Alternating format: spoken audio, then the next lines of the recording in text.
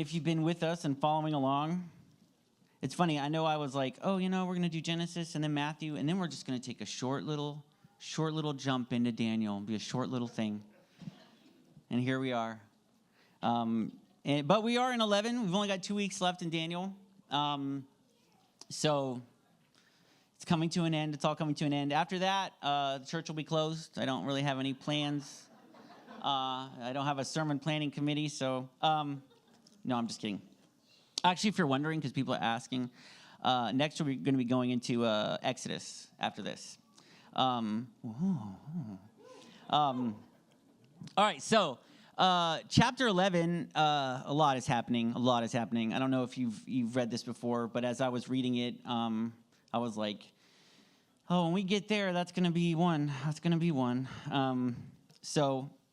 And the Bible is all good, but a lot is happening in chapter 11. It's easy to get lost. There's almost too much detail. If you look at it, you'll see King of the North and King of the South like 30 times over and over in this chapter. I think it's kind of funny because, I've been going through the prophetic in Daniel. It's like for anyone who's ever thought they wanted to know the future, like this one chapter has so much detail. I feel like I'd be like, all right, slow down. All right, hold on. I got to write this down. Okay, what does that even mean? I don't even know what that means. Is that happening in my lifetime? It just seems like I would be like, you know what? Just forget it. Just want to know major events.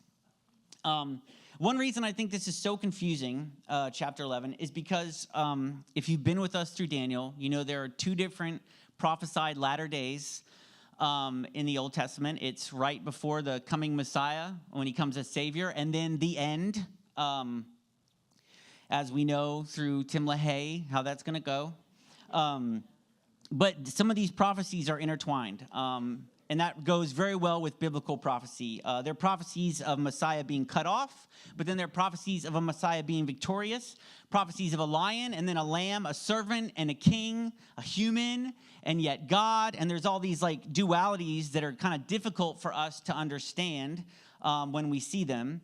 And we've seen this thus far in Daniel, and there is a split. If you followed through the 70 weeks prophecy, there's a 69 weeks and then a 1 week. And what has been fulfilled, what has not been fulfilled yet.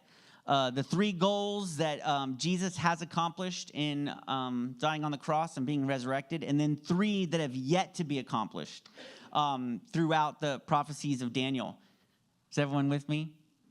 Okay, if you're not, go back and watch Daniel on thewellministry.com, and then it'll make a little bit of sense. But here we go. All right, so we're going to kind of be building today. If that was confusing, we're going to kind of be building as we have been doing, just as God has been doing with Daniel. Through this revelation, he's been building upon these same concepts and these same revelations. So we're building on those same things that we've already seen. And because there is so much detail in this chapter, I'm going to do things a little bit differently. I know usually I just read the whole chapter and then break it down. But this time I'm just going to read like a few verses, talk about it, kind of go section by section. And it's still a lot.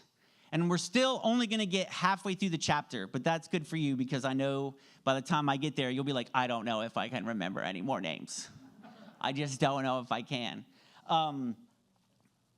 And if you're visiting with us, I hope that this is entertaining for you. But this is probably the most historical one I've ever done, with more slides with names written out than I've ever done. But usually it's a grand old time, okay? Or so I'm told. I walk out there, people go, that was a grand old time. And I say, thank you, sir. All right.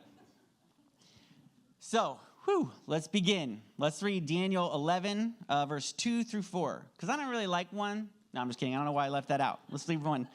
Also, in the first year of Darius the Mede, even I, stood up to confirm and strengthen him. And now I will tell you the truth. Behold, 3 more kings will arise in Persia, and the fourth shall be far richer than them all. By his strength, through his riches, he shall stir up all against the realm of Greece. Then a mighty king shall arise, who shall rule with great dominion and do according to his will. And when he has arisen, his kingdom shall be broken up and divided toward the 4 winds of heaven, but not among his posterity, nor according to his dominion with which he ruled, for his kingdom shall be uprooted, even for others besides these. All right, so we're told that there will be 3 more kings who will arise in Persia, and then a 4th who will be wealthier than all the others and stir everyone up against the kingdom of Greece.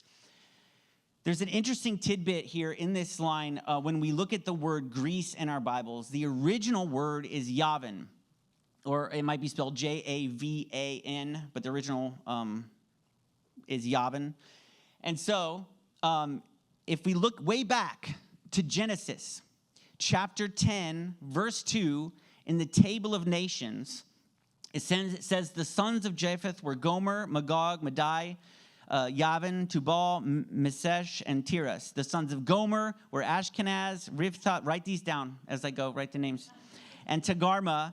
The sons of Yavin were Elisha, Tarshish, Kittim, and Dodanim. From these, the coastland peoples of the Gentiles were separated into their lands, everyone according to his language, according to their families, and into their nations.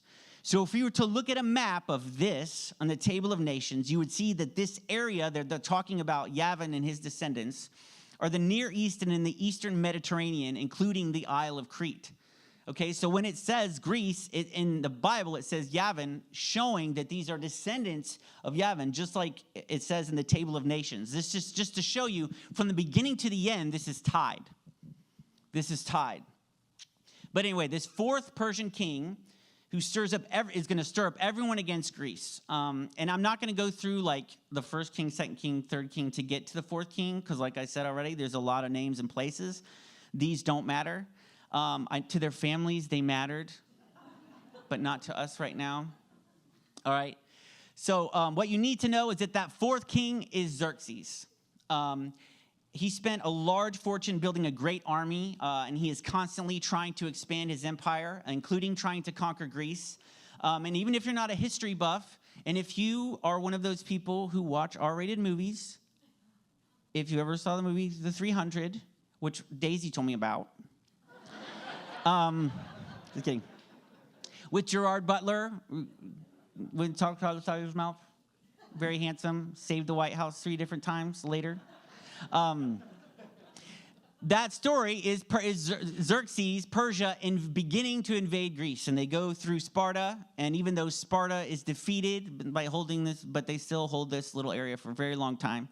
But they do eventually push back, and Persia is unable to conquer Greece. So then we're told in verse 3 that a mighty king will arise, but his empire will be broken up towards the 4 winds of heaven. It will not go to his descendants, nor will it have the power it had before, because it will be uprooted and given to others. You guys know who this is, right? Yes, my wife knows. Good. I'm always preaching to her. She's trying to go to sleep, and I was like, and then, no. So if you've been with us for the study, you hopefully know by this point that this is Alexander the Great.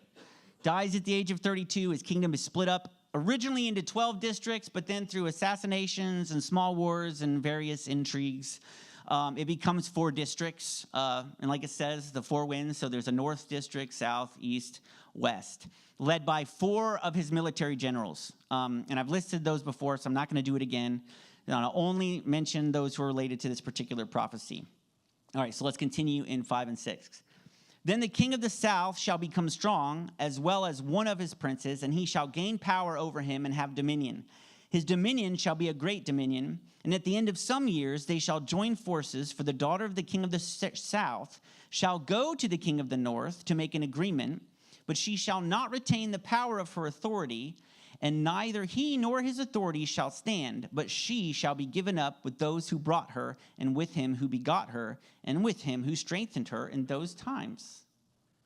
Got it? I don't need to explain that, right? That's there? All right, so here we're going to have the beginning of this. And actually, you guys might luck out a little bit. This might be a very short sermon since I'm splitting it up. Sometimes I wish I could talk slower and draw these sermons out. Does anyone wish that? Just like, man, I want to be here longer. Thank you. So this is like the beginning of this rather detailed back and forth between the king of the north and the king of the south. So the king of the south, when it talks about the king of the south, they're usually referring to the king of Egypt. And at this point, it's not a pharaoh. We're not talking about pharaohs. Egypt had been conquered, and so it's being led by one of the 4 generals of Alexander. And this general who is leading Egypt, the southern kingdom, is Ptolemy Soter. And And so now, and you're going to see this. Throughout this, it's going to be if you care about this in history, because when I was going, I was like, oh, I remember that somehow. There's the Seleucid dynasty.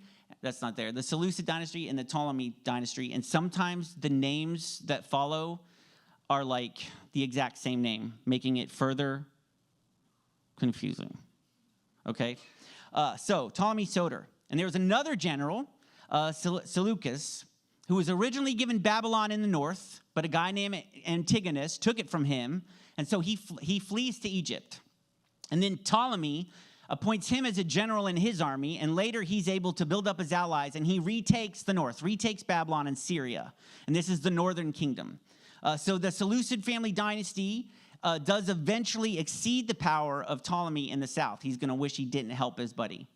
But so the Seleucid dynasty is in the north, Ptolemy's in the south. Okay? So after a number of years, the king of the north and the king of the south decide to make an alliance through marriage, which we've seen in different movies and stuff. We can see this happens. That's why I'm going through this. We can see this prophecy. We can see this is going to happen exactly as God said it would. So they decide to make an alliance through marriage. And so 35 years after the death of Seleucus, his grandson, Antiochus II, not the one we know of, but Antiochus II, he's going to marry someone named Berenice, a daughter of Ptolemy, to unite the kingdoms. But there's a problem. This becomes a literal soap opera because Antiochus is already married.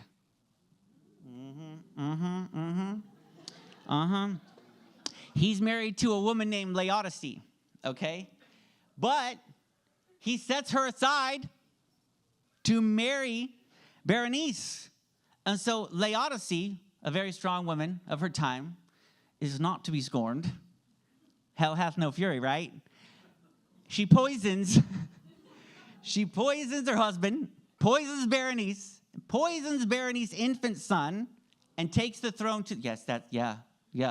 Love will make you do crazy things. 1 minute you're stabbing someone's tire, then it just gets crazy. So Laodice now has the throne to the north, just like it says, just as we see this. Okay. So Daniel 7 through 16, and this is going to kick off. You're going to see these north south. This is a big deal. This is a big deal, obviously. So verse 7. Am I going to go through the rest of it? Probably. But from a branch of her roots, one shall arise in his place, who shall come up with an army, enter the fortress of the king of the north, and deal with them and prevail. And he shall also carry their gods captive to Egypt with their princes and their precious articles of silver and gold. And he shall continue more years than the king of the north. Then the king of the north shall come to the kingdom of the king of the south, but shall return to his own land. However, his sons shall stir up strife and assemble a multitude of great forces, and one shall certainly come and overwhelm and pass through. Notice it says, then one shall come and pass through. Then he shall return to his fortress and stir up strife. And the king of the south shall be moved with rage and go out and fight with him with the king of the north, who shall muster a great multitude, but the multitude shall be given into the hand of the enemy.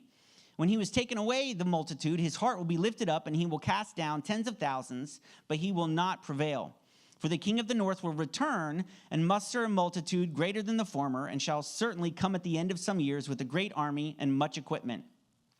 And in those times many shall rise up against the king of the south. Also certain violent men of your people shall exalt themselves in fulfillment of the vision, but they shall fail.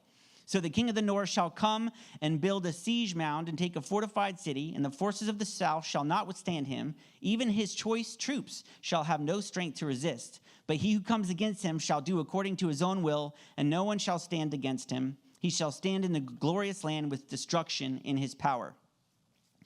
Okay, so after Laodice takes the throne, this doesn't sit well. So someone in Berenice's line in the south, her brother, Ptolemy Euergetes, he's not happy about what's happened to his sister. So he takes the army of Egypt, marches to the north, and avenges his sister by killing Laodice. And he brings back great wealth and has continued success against the king of the north. Then Seleucus Callinicus marches against Ptolemy, because he's not very happy about that. This happens in 240 BC. This is all history. It's prophetic in Daniel, but we can look back and see through history. Seleucus Callinicus marches against Ptolemy in 240 BC, but he's routed, and he's lucky to return home alive. And that is what happens in verse 9. And then in verse 10, we're told correctly that his two sons, Serenus, I don't know how to say his name, and Antiochus the Great, they try to gain back power and honor for their family, and so they go on a war campaign. And one of the brothers, the first one is killed, but remember, like it just said, one of them will make it through. Antiochus the Great will make it through. He's able to gather a large enough force to march into Egypt. And this king that meets him is Ptolemy Philopator. And he gathers 70,000 infantry, 5,000 horsemen, and 73 elephants. If you weren't picturing this correctly, now picture elephants. And they're able to defeat Antiochus, okay? And we're told the king of the south slaughtered many, just like we're told, which is true. Antiochus lost 10,000 men, and over 4,000 of his troops were taken prisoner. And it actually goes into detail how many elephants and horses were killed, but I don't want to, get PETA all on my back. So after the king of the south defeats the king of the north, he, as one does, begins to live a life of ease and a life of luxury. And so he lets his army become weak and undisciplined. And so just as we're told in verse 13, a larger force, Antiochus gets a larger force and comes down and attacks Egypt again. And by this time, Philopator is dead and his heir is only 4 years old. If you're going to attack somebody, if their leader is 4 years old, that's a good time. Unless the 4 years old is filled with rage and crazy. And then we're told in verse 15 that they capture a large fortified city, which we believe to be Sidon. So all of this stuff happens just as it's foretold. And then in verse 17, it says, he shall also set his face. Remember, he shall stand in the glorious land with destruction in his power. He shall also set his face to enter with the strength of his whole kingdom, and upright ones with him. Thus shall he do. And he shall give him the daughter of women to destroy it, but she shall not stand with him or be for him. Sometimes I just need a breath between all this. All right, so we're told that he establishes himself in the beautiful lands, or the lands of glory, which are the holy lands, the promised land. And again, we see, if you were unable to make out what that was saying, he tries to make an alliance with the king of the south. The king of the north tries to make an alliance with the king of the south through marriage. But he's really, this is how these guys deal, he's really trying to overthrow the government. So what he does is he gives his daughter to the king of the south, and this daughter's name is Cleopatra, not the one you're thinking of. Different Cleopatra, same beautiful name, different person. Okay? And the Ptolemy she's given to is 7 years old at the time. So there's a good chance he annoyed her a little bit. This is obviously how he planned to overthrow the south, right? Older daughter, going to go in, marry a 7-year-old boy. He's thinking she's going to be able to manipulate him and kind of end up leading the kingdom. But she doesn't go along with her father's plans, and she kind of revolts against her father and actually sides with her husband. So just as we're told in the prophecy, it doesn't go as planned. And then in verse 18, it says, after this, he shall turn his face to the coastlands and shall take many. But a ruler shall bring the reproach against them to an end, and with the reproach removed, he shall turn back on him. Then he shall turn his face toward the fortress of his own land, but he shall stumble and fall and not be found. So now the king of the north, Antiochus, will try to expand his kingdom into the coastlands, which means the isles of the Mediterranean. It's not just like the beach. And we know from history that this actually does happen. And he's defeated by a Roman magistrate by the name of Lucius Asiaticus. And it's a huge surprise that he would lose to a magistrate. He's not even fighting like a general or a huge army, but he is kind of fighting Rome, who are well organized. So it's a huge surprise for Antiochus, and he returns home in defeat, and he's embarrassed and basically spends the last years of his reign just trying to hold on to his throne because people are like, you brought shame on us and we have no honor. So just as we're told, then he just kind of stays put and doesn't do anything. And it says, there shall rise in his place one who imposes taxes on the glorious kingdom. This is where it gets heinous. People killing people, we can deal with that. Taxes, there shall arise in his place one who imposes taxes on the glorious kingdom, which is the Holy Lands. But within a few days he shall be destroyed, but not in anger or in battle. Remember that part. And so in its place shall arise a vile person to whom they will not give the honor of royalty, but he shall come in peacefully and seize the kingdom by intrigue. So we now see that this king of the north, Antiochus, we were then told Antiochus the Great will have a successor who will lend out what they call an extractor, which is the original definition of the word, which is a tax collector, throughout the Holy Lands, and that's Israel. So after Antiochus, the north is led by Seleucus Philopator, who in fact sends his prime minister, Heliodorus, to steal the temple treasury in Jerusalem. And that's part of taxation, which is theft. No, just kidding. It says in the Bible, you agreed to it by accepting. But he doesn't do it. Heliodorus is sent by his king to steal the temple treasury. He doesn't do it. And no one knows why. Jewish tradition is that an apparition or an angel appeared to him and warned him not to do it. And so right after this, he goes home and he poisons Seleucus Philopator. Poisons the one who sent him. Doesn't go, which is awesome. I mean, we can get behind that poisoning. And we finally arrive at Antiochus Epiphanes, who we've talked about many times. And here in verse 21 is where we're going to kind of end today, because we're going to see some crossover between the prophecy concerning the first latter days and the second latter days.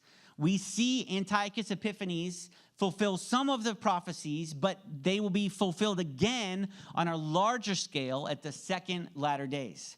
And this is kind of where we end the historical section, because once we begin with Epiphanes, it's a little bit mixture. It's a kind of a mixture of historical and prophetic, because Epiphanes fulfilled some, but not all. And once we get started in Epiphanes, there's no going back.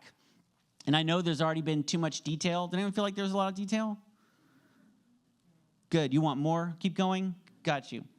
But what mostly concerns us, because I know everyone's not going to go home and be in their cars and be like, Antiochus the Great, I can't believe what he did to Ptolemy Philopator after, the only thing y'all are going to remember is in like Berenice and Laodice, right? Y'all going to know those names in your head forever. Everyone else, no one cares about, but they're like, ooh, love triangle.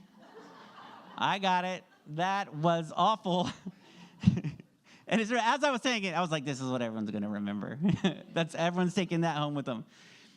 But what do we do with this? Why did I talk about this? Well, it's in the Bible, and we're going straight through the Bible, so I had to.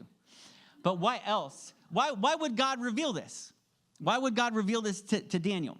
Why is he revealing it to Daniel? I think when we're reading the Bible, we have to think, what is God?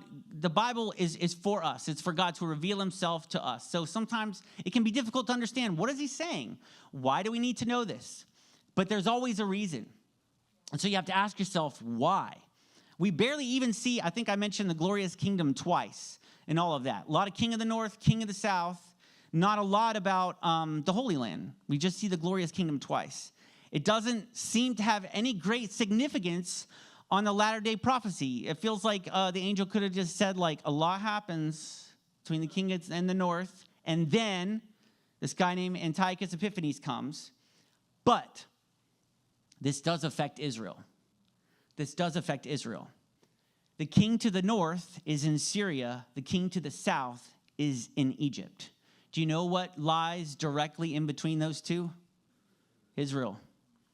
And we see they're constantly invading each other. Do you know what that means? Armies will constantly be marching from the north to the south, from the south to the north, right? All these infantry, horsemen, elephants. The Israelites are like, what is that? What is that creature? Is that an oliphant? That's right. What is that thing? Can you imagine what it would be like to have armies constantly crossing your borders, not knowing what they're doing, not knowing where they're going, not knowing where it will end up, right? And they're not like, they don't have like journalists today. They're like, we're now on our way through Egypt, planning to bomb Babylon in 2 days from the southern sector. We're along the I-4 bypass. If you wanted to hit us, we're around exit 250. Right? They don't know. They don't know what's coming. They don't know why it's coming. They don't know where it's directed. That would cause a lot of anxiety. A lot of anxiety. You think you have anxiety? Imagine army. And you've already been conquered several times. You've already had your city destroyed, temple destroyed, people taken captive to a foreign land, returning, rebuild. All these things have happened, and there's armies constantly marching through, and you don't know their intent. You don't know where they will stay. You don't know what they're going to do. This would be a great cause for anxiety, constant anxiety. What's going to happen? Is this the end? Will we be conquered? And if you have children, do I run to the hills now? Oh my goodness, we need to train them to be quiet when we're running. Ivy, be quiet when we're running. Think about it. Think about the anxiety you have now about the world. But just imagine armies passing through. Can you imagine? Can you just imagine if a force began to amass at the border with Canada? How terrifying that might be. Mounties lined up. 500 of them. Coming, terrified. We don't understand that terror. We don't really have, we're not like, oh, Canada. Oh, Canada. Sorry, Canada. We're not threatening. Right? We're not like, we don't know what that feels like to have someone on our border like that. But Israel knows what it feels like. They've been conquered. And there's going to be wars and rumors of wars. Jesus says it. Why would God tell them this other than to ease their anxiety, to give them peace, to say, you'll see these things. They're not coming in conquest. You're not going to be taken. You're not going to be taken into slavery again. He's letting them know you're going to see these things. There will be marching at your door. You are going to see problems. You will see violence. There is going to be upheaval all around you, but don't worry. I've seen it. I know what's going to happen. This isn't it. This isn't it. Be at peace. Be at peace. Look, God has a plan. He has a great plan for the whole earth. He has a plan for each of us. But sometimes I think we think he only cares about the big details.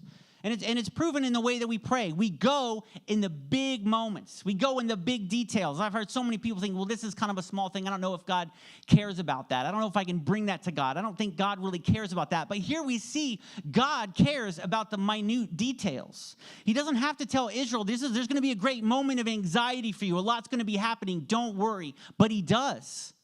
He does, to ease their anxiety, to give them peace, so they can know that he is sovereign over all of it. God is a God of every single moment, big and small. He knows every moment that has happened in your life, every moment that will come, big and small. He knows the things that will affect you. He knows the things that will decimate you.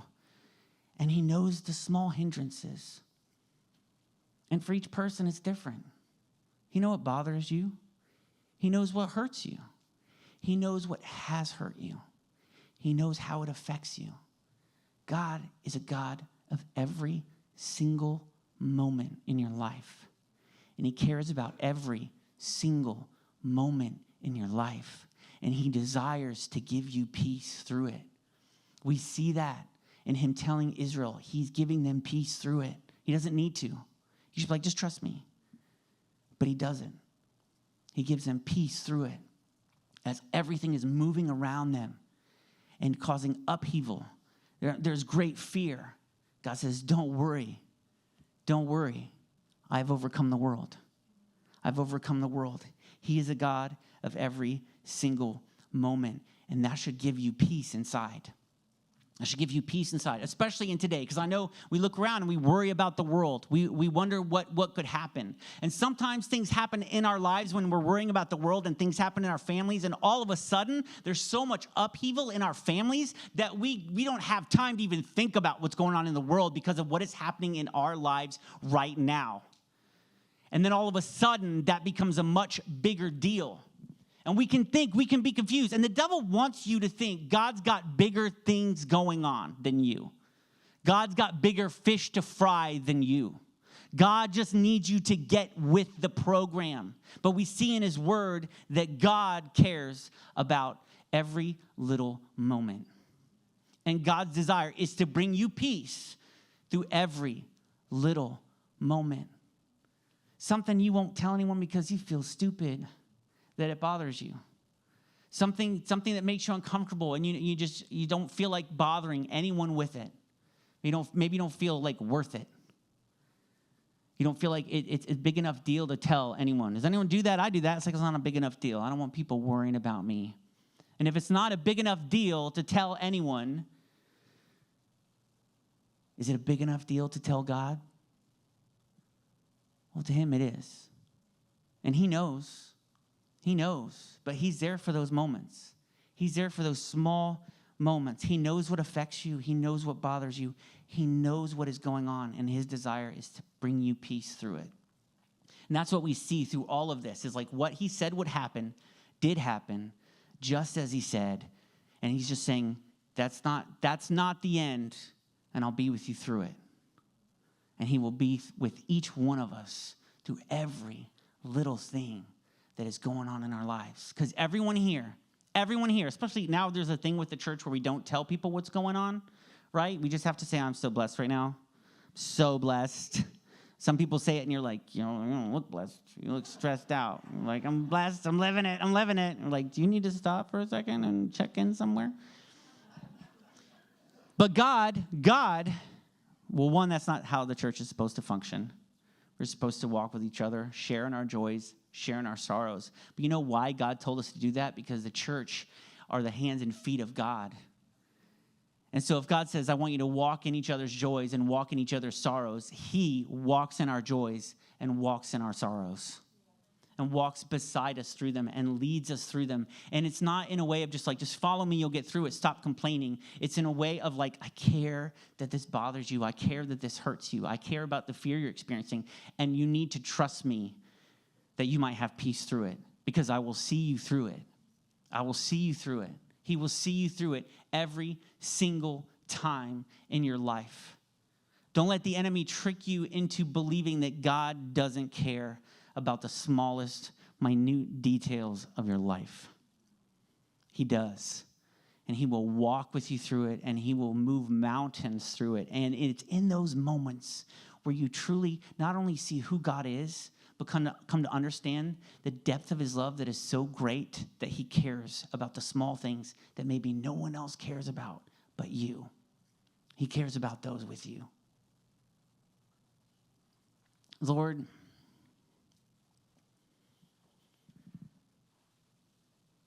I just pray that we would come to understand your love, to know your love, Lord, to know that nothing is too small. Nothing escapes your eye. Nothing escapes your care. You are not blind to any of our hurts. You're not blind to our joys or our sorrows. You know where we stand. You know where our steps lead and where we've come from. And you are present. And you offer peace through it. Lord, and we barely ever take it.